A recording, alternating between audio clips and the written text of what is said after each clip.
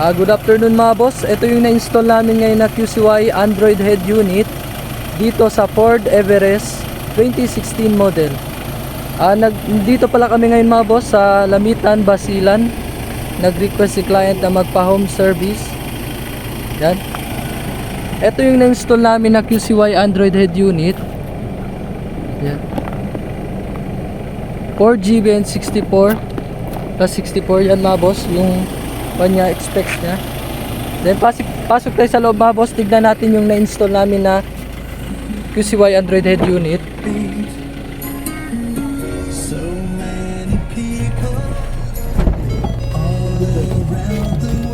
Yan mga boss, ito yung mga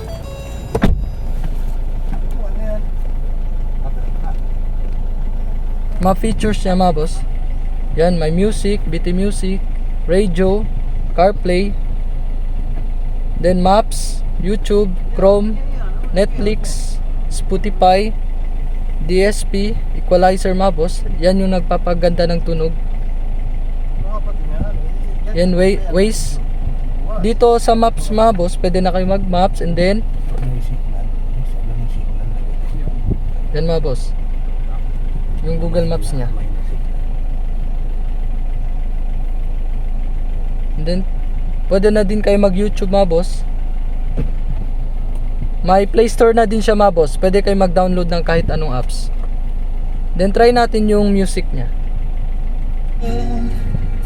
Gana din yung steering control niya. Yan.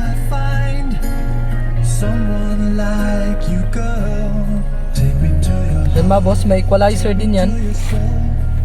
Powerful, vocal, natural, default, flat. Yan mga boss. Then back tayo.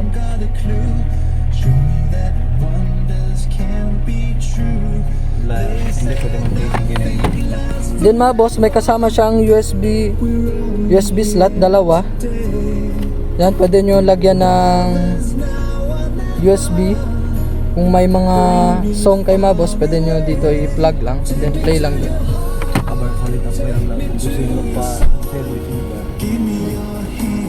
Try natin mga boss yung reverse.